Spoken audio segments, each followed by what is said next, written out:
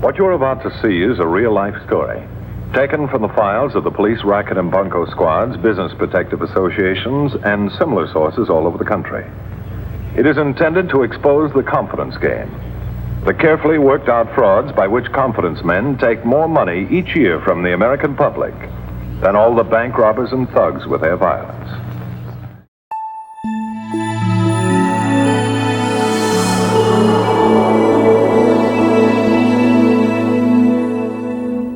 Hello, my name is Molly Olson, and I'm the volunteer director and co-founder of CPR, the Center for Parental Responsibility. CPR was formed to meet the need for information and collaboration among non-custodial parents who have decided to change our current family law system for the benefit of children. The problem we face is simple. It is family court orders excommunicating fit parents from their children 24 days of the month and then enforcing those orders with the police power of the state. For most parents, this is heartbreaking, and for me, it's intolerable.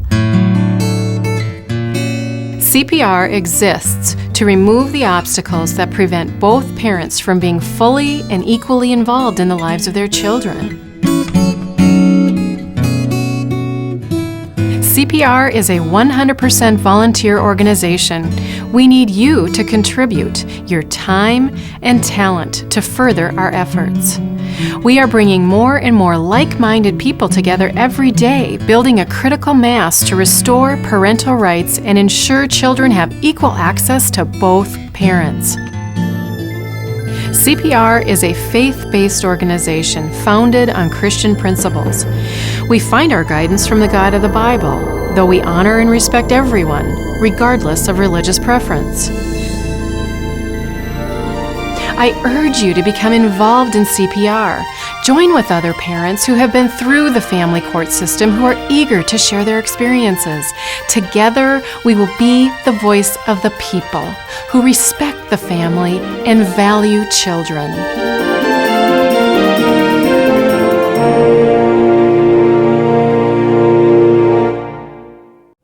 Hello and welcome back to CPR TV, our show for the family law reform community. I'm Molly Olson, founder and director of the Center for Parental Responsibility, and we're so glad you've joined us for this show.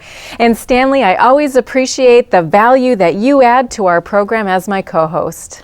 Molly, it's always a thrill to be here with you and our viewers, but this is a show I'm especially excited about. Some of our regular viewers already know that Stanley, as an attorney, has dedicated his life and career to returning the rule of law and respect for the Constitution back into family court where it belongs. And Stanley, that couldn't fit more perfectly into this program. That's right, Molly. Our American family law system is broken and broken badly because it is so very harmful to children. Our guest will explain how and why in an extraordinarily powerful way. I'm truly excited about this show, so let's begin. In this episode of CPR TV, we present Dr. Patrick Fagan. Dr. Fagan is a senior research fellow in family and cultural issues at the Heritage Foundation. He is recognized worldwide as an expert on family life and religious practice and their impact upon the well-being of our nation. Dr. Fagan is a native of Ireland, where he received his training as a psychologist and earned his doctorate in social policy from University College Dublin. Before becoming involved in public policy analysis, he was a therapist specializing in family matters. Dr. Fagan has experience as a high-level government official in Washington. For example, he served as Deputy Assistant Secretary in the U.S. Department of Health and Human Services. In addition to Dr. Fagan's media appearances on CBS, CNN, and NBC, he has written or co-authored research papers too numerous to mention, along with several books. In 2001, the Heritage Foundation honored Dr. Fagan with a special award for his outstanding contribution to the analysis and promotion of the Free Society. We are honored and profoundly grateful to have as our guest on CPR TV, Dr. Patrick Fagan. Molly, it may be helpful for our viewers to know more about the Heritage Foundation.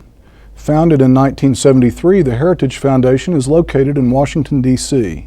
It is a truly unique organization, a public policy research institution or a think tank.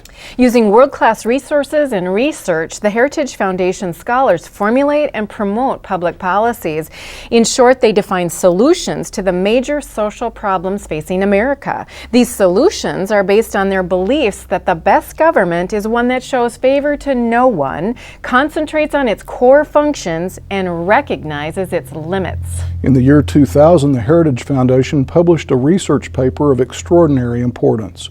Written by Dr. Patrick F. Fagan and Robert Rector, it is entitled The Effects of Divorce on America. This research paper should be required reading for every American, but most certainly for policymakers at every level of government. In this program, Dr. Fagan presents some of the most significant and profound aspects of this landmark work. And now we introduce you to Dr. Patrick Fagan.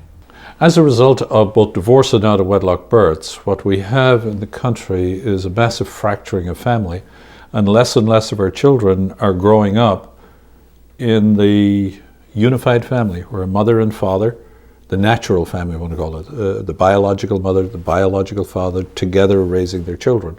What this is leading to, very controversial thing to say, but we are growing people who are less and less capacity than their parents or their grandparents. Rather than growing them taller, we're growing them smaller. And smaller in every way. And we can see indications of that. Look at the rise in crime, the amount of people who get into serious violent crime, the rise in abuse, the rise in sexual abuse. These are not things that are out there. These are the sorts of people we are growing. We are growing more and more seriously damaged, seriously damaging people. And we can see that on the extremes and those things that lead to mental health breakdown, lack of health. The children of divorce, by the way, die on average 4 years younger. So we're not growing them even with the capacity to live longer, even with our increase in health services and all of the rest. The adults will die younger. But the same thing is happening in the mental health, the same thing is happening in all sorts of capacities. We are growing, if I could use the word pygmies, more and more, rather than people of tall stature. We won't even have the capacity to run our own country. And we can see it all around, we can feel it. Who would much prefer, which would you much prefer, to have a neighborhood, your neighborhood, wherever you live now, the way it is today or the way it was in 1950? Inner city Philadelphia, inner city DC, Southwest DC, which is the place with more problems than anywhere else. Would you prefer Southwest DC in 1950 or Southwest DC in the year 2000? What sort of nation, what sort of culture has brought about that change? Which is the stronger? Where would we prefer to live? The answers are pretty clear. We're in deep crisis because the primary relationship in any society, that between the father and the mother, has been broken and severed for the vast majority of our American children. For every 100 born, 60 now enter a broken family before age 18. Stanley, Patrick Fagan has such a loving, caring, fatherly, grandfatherly way of sharing his concerns with us about what's happening in our society as a result of all these family law problems. And he helps us understand what's wrong, why it's wrong, what the impact is, and that can really be affirming to those who are listening to our program who've been through family court, who understand once they've been through it, something is very wrong with this system. He takes it from that individual perspective, and from his perspective as a researcher, broadens our view so that we can see what's happening to our whole society. And it's extraordinary when he ends this segment by saying if the trends continue as they are, where over the last 50 years, as he tells us, we've moved for every 100 children born from 12 born into a fractured or incomplete family setting to 60 over a 50-year period, what will it be like for the children in another 50 years? How far that can go, how fast that can go. We simply have to stop for a moment and ask ourselves, have we already somehow reached some sort of point of no return? We're past the tipping point. Well, we may have, and certainly if that trend continues, what he suggests is that at some point we won't even have the capacity to run our country, is a very sobering thought. It's profound. It makes you just want to stop and think about that for a minute. What does that mean, and why would that occur? Well, it seems to me that, as you mentioned too, if people have a growing less capacity, a generation after generation, less capacity to be in relationship, that they don't learn how to cooperate, they don't learn how to negotiate, they don't learn how to be in a relationship, they don't learn about the power of conflict resolution and how you find a win-win solution so everybody can win, rather than this whole system that's based on win, lose, and fighting, and saying mean things about each other, rather than just really how are we going to make this work, rather than how can we fight to show that this isn't going to work. I think when he referred to growing pygmies, or people of smaller stature rather than taller stature, he was obviously referring to their character. And when we systemically produce a broader and growing population of incomplete or I guess for lack of a better word, emotionally stunted people, that creeps into every aspect of society. And we're seeing the effects, and we've talked about those over and over on the show. And what really is profound is the emergence just in the last 5 to 10 years of virulent social pathologies that are plaguing children now. Those can no longer be ignored.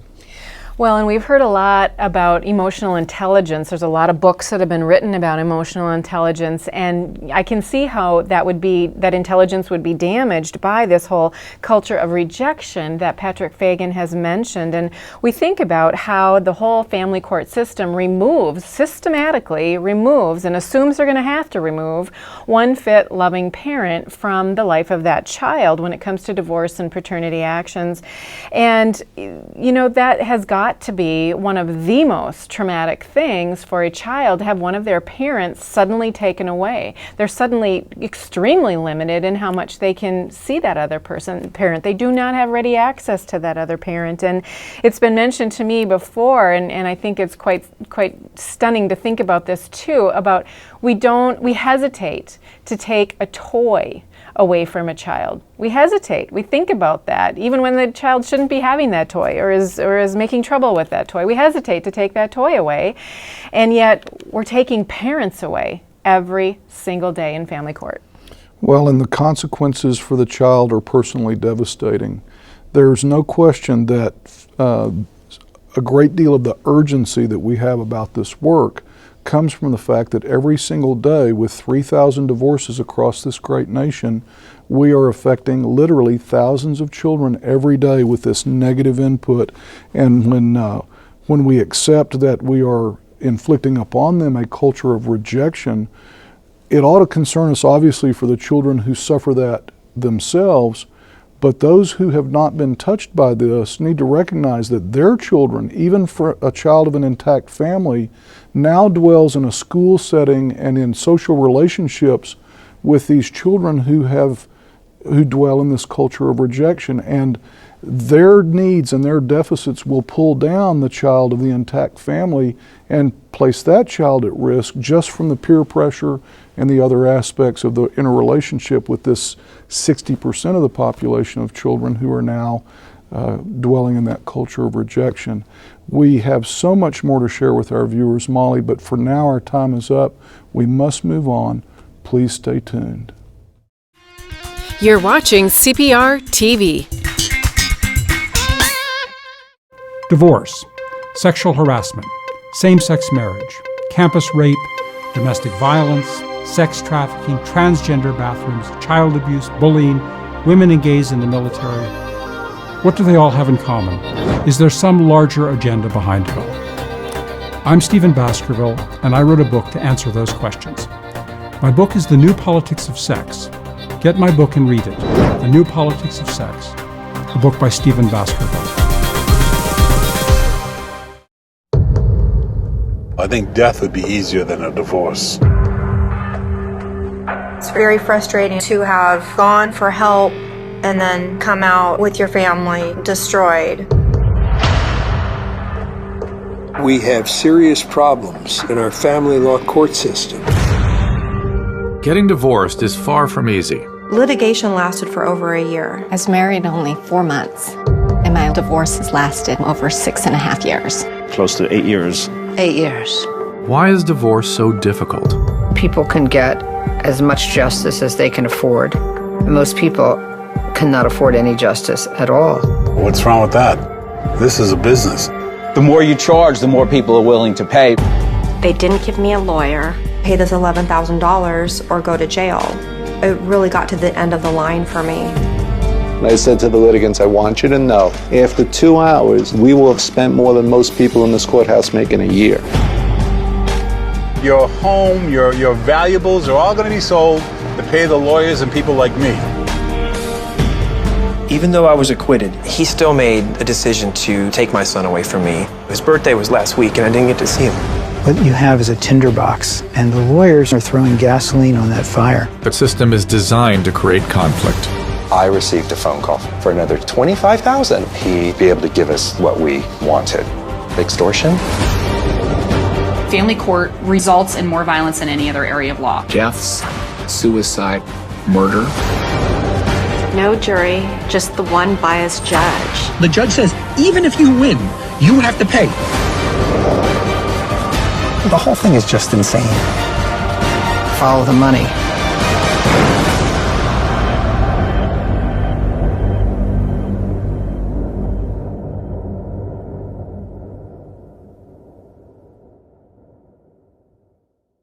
Family courts only grant shared parenting to 20% of divorced or split families. That means 28 million children are being raised without one of their parents. If my parents share parenting, I'll have fewer stress-related illnesses. If my parents share parenting, I'll be less likely to engage in delinquent behavior. If my parents share parenting, I'll be more likely to graduate high school and college. I'll be less likely to abuse drugs, alcohol, and nicotine. I will be less likely to suffer from depression. I'll be less likely to become pregnant as a teenager. I'll be less likely to become a teen father. I'll be more likely to have positive relationships with my grandparents. If my parents share parenting, they would be more likely to be in my child's life. One of the first things you taught me is how to share. Share parenting. Studies have proven that shared parenting makes healthier, happier children. I think the idea that if there were equal distribution of custody, the father doesn't have to write a check because the father is giving equal care. This is an issue of fairness, it's an issue of civil rights for children, it's an issue of equal protection under the law, and it's an issue of justice. It's all of that. It's a common sense fairness issue, and I can't stress enough the hypocrisy of saying it's in the best interest of a child to have one custodial parent and another visitor that writes a check, not even to the child, but to the custodial parent. That's better than equal time with both parents or each parent. It's just ridiculous.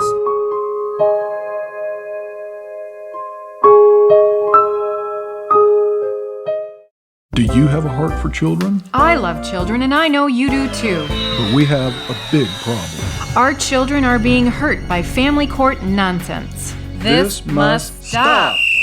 It's time to restore the fundamental right of every child to the care and custody of both parents without family court micromanagement. CPR, the Center for Parental Responsibility, is working to help children by protecting their relationship with both parents, because children thrive with both parents in their lives. You're watching CPR TV, a public service of the Center for Parental Responsibility. If you look at this trajectory from 1950 to the year 2000, where it went up, you'll see the huge spike in the breakdown of the family with the introduction of no-fault divorce. And even the feminist scholars now, looking back at the impact of no-fault divorce, they can see it was a booster. There are things in the culture adding to divorce. No-fault divorce law added massively to it. And then it changed the culture, because it changed the conceptions of marriage, and in turn changed the conception of sexuality, lots of things. So no-fault divorce law a primary action, a major action by government, by law schools, by law professors, by courts, judges, Supreme Court judges. We had a concerted effort among our elite in something that actually they put in place that has helped deconstruct our society. That is one of the major contributors to us growing people of smaller stature rather than bigger. Stanley, Patrick Fagan in this clip claims that things really changed with the advent of no-fault divorce. He says that no-fault divorce, the decision for that, created almost a domino effect. We get the impression that just has ruined our society and given us what we have today as family law. Well, that's true, Molly. And when you look back through the lens of history at the timing of no-fault divorce, as he says, there was cultural change afoot. But feeding no-fault divorce law into that cultural dynamic was like feeding it a steady, massive diet of steroids. It just went exponentially in terms of changing the culture. Phenomenal turning point in the history of this nation. Well, and that turning point was created, he says, by the lawyers, the government, the law professors, judges, Supreme Court judges, he names as all part of the scheme and part of the cultural elite that really were working to deconstruct our society. Do you agree? Unfortunately, I do agree, Molly, and we have the historical record and the documentary proof that shows conclusively that cultural elite did create no-fault divorce out of whole cloth. It was not out of any public outcry or any strong grassroots sentiment for change in family law. It was motivated by lawyers, judges, and law professors, and in a process that's beyond the scope of our show today, but basically a select group of these lawyers, judges, and law professors crafted a model divorce act without any accountability to their legislatures, without accountability to the people. And having created that, they then took it back to their states and presented it to the states as a done deal. And the states bought it, as we say where I come from, they swallowed it hook, line, and sinker, but it was a fraud. So these cultural elite that we were talking about, lawyers, law professors, judges, government officials, were acting as a shadow legislature almost, creating more power for themselves than they really should have ever had. It's got sinister overtones, and there's no question that similar select groups had done very good work in making uniform law changes or model law changes in other areas of the law. But when it came to divorce law, there was a very sinister and fraudulent element to the process. They were aware that in Russia, a postcard divorce system had been in place in which someone who wanted a divorce simply went to a clerk, filled out the paperwork, and the clerk sent the spouse a notice or a postcard notifying them that they were divorced. There was a movement within the process to do a similar clerical function for American divorce, and we have the transcripts that conclusively show they not only knew that, they talk about how they could never sell that to the American people, and so in order to conceal it and yet accomplish the ends that they desired, they took that clerical or ministerial process that was so effective in Russia and they packaged it in our court system. They had a judge run it. They gave it the black robes, the gavel, the flags, all the trappings of a legal process. But when you look at what happens in no-fault divorce and how the innocent party is defenseless and the wrongdoer or the guilty is empowered and it's unilateral, when you realize historically that concept came from Russia, it should be no surprise that it doesn't feel American. And when I say that it's antithetical to the American rule of law, that's what I'm talking about. The things that are in no-fault divorce and child custody and other key areas of family law today is so un-American it makes my blood boil. Well, un-American for sure, and as I understand the little bit of research I've done, I'm not the expert on this issue as you are and some others are, but the whole philosophy of the postcard divorce, as I understand it, was to intentionally, the government's intentional process to destroy the role of the church and the family in their society to make everyone dependent on the government. To me, that's really scary if that's what's happening in America. I see that happening in America. What's happening in America now is what happened in Russia because the Russian government wanted to deconstruct Russian society, which was built on the foundation of the church and the family.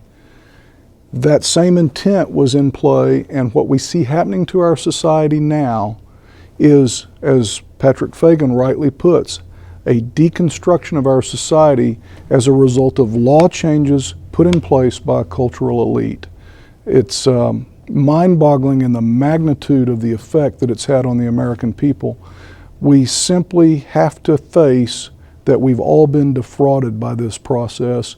It has shredded the lives of millions of people over the last 35 years, and as far as family court goes in the process, it's shredded the rule of law and respect for our Constitution as well.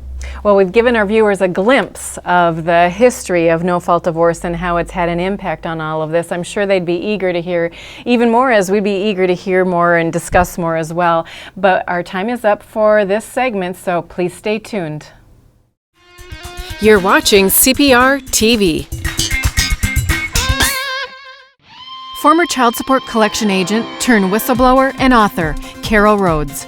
The Child Support Enforcement Agency became something that had nothing to do with children except money, except an excuse to bring in money, to build up the bureaucracy, and the more money they brought in, the more successful the states would be at sucking these federal dollars. You know, it's just whoever gets to them first, and the states are just fighting with each other to get those federal dollars, and the federal government was all too willing to continue to perpetuate this system. Friend of the Court, Enemy of the Family, the book that exposes corruption in child support. The statistics are that more money passes through family law court than all the other courts combined. My rate is $950 an hour. The real standard is how much money can we make off these people?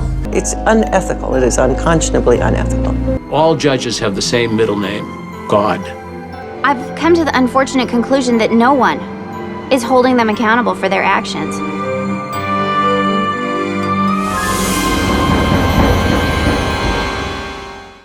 Are you embroiled in a divorce or custody battle?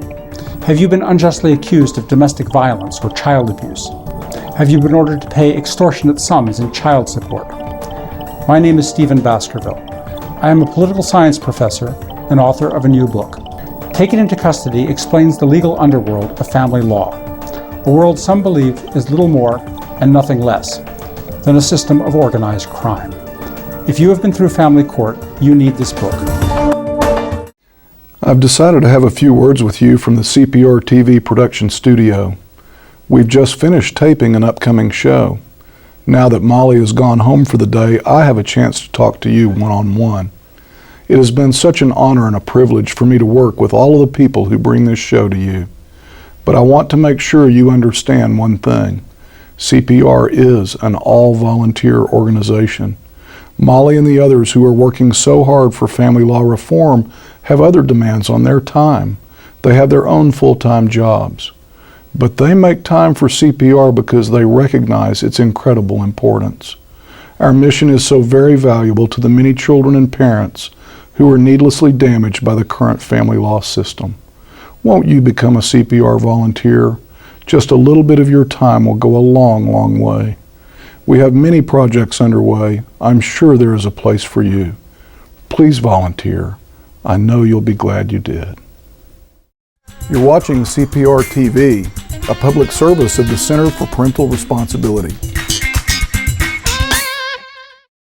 We are right in our effort to change the status quo and demand family law reform. We urge you to join us in this national movement. CPR is an organization local to Minnesota, but we are known nationally as we are a key player in the family law reform movement that is sweeping our nation. Thanks, Stanley, and we're glad you joined us. Please tell others about the show. See you next time on CPR TV, our show for the family law reform community. Thanks for watching.